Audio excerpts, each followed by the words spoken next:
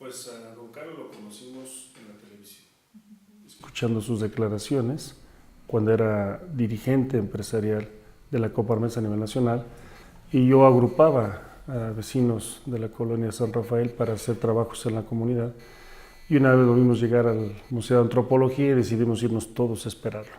Y a la salida lo abordamos, lo saludamos y le dijimos lo que hacíamos y que lo admirábamos. Entonces él me invitó a dialogar a la aseguradora Insurgentes, y ahí, después de un diálogo, después de reconocer la forma de pensar, la forma de ver las cosas de don Carlos, es que me pide que tome el curso de formación social, el CUFOSO, en la USEM, y a partir de ese momento, 1997-98, me volvió socio USEM.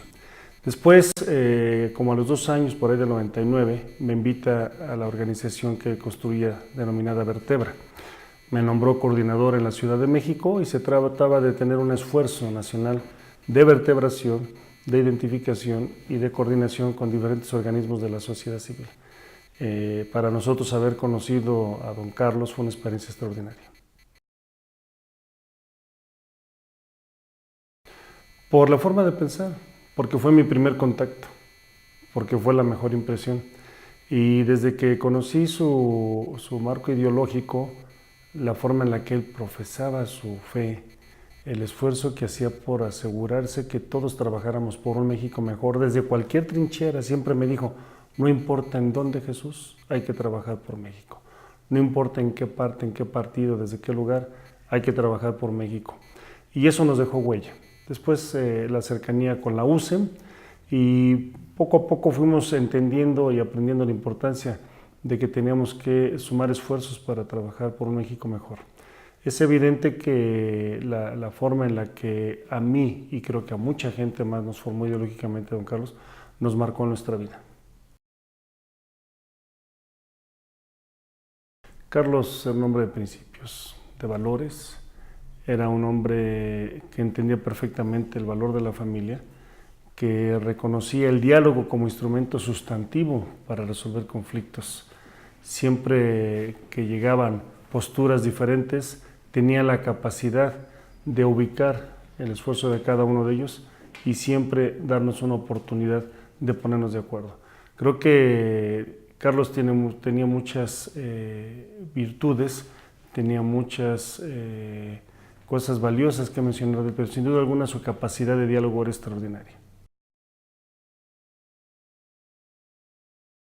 Bueno, tuvimos la oportunidad de que fuera secretario federal del Trabajo en la administración de Vicente Fox, y desde luego que mostró todas sus habilidades en el diálogo permanente, y rompió el ciclo perverso de cómo nos veíamos patrones y trabajadores, de tal suerte que nos ayudó con una nueva filosofía a dialogar y a conciliar los intereses entre quien emplea y quien colabora.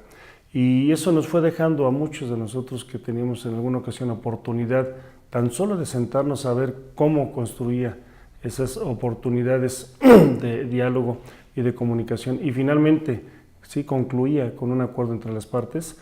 Me parece que estar cerca de Carlos siempre una experiencia extraordinaria. Entre diversas enseñanzas que me dejó don Carlos, fue sin duda alguna la necesidad del dialogar. Y creo que la practico todos los días, en todas partes, a todas horas y en todos los contextos. Hemos mantenido un diálogo firme y claro con las autoridades actuales, y lo estamos haciendo con las autoridades que están llegando, con la nueva jefa de gobierno electa, con Claudia Sheinbaum, a quien conocemos hace algunos años.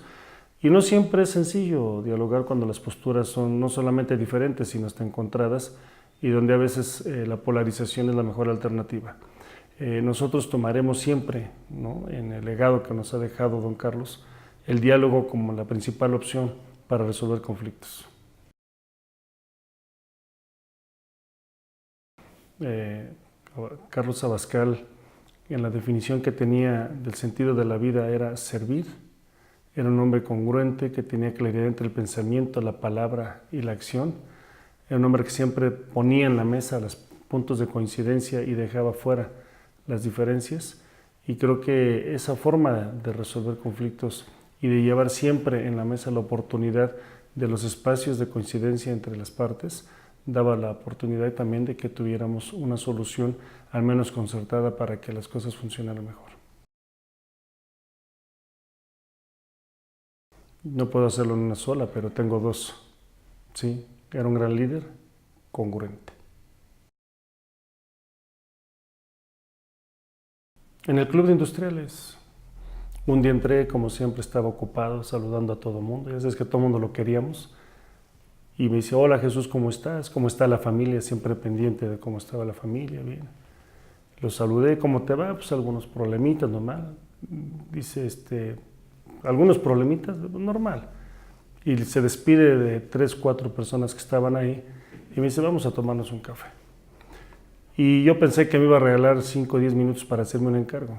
Me regaló 40 minutos para escucharme, para darme su visión de cómo ve la vida, de cómo resuelve los problemas y cómo tenía yo que enfrentar los míos. Y la verdad es que fue totalmente inspiradora esa plática, esa diferencia de dejar a la gente que tenía para obsequiarme 40 minutos de su extraordinaria experiencia y de su vida, sí, me dejó una huella importante.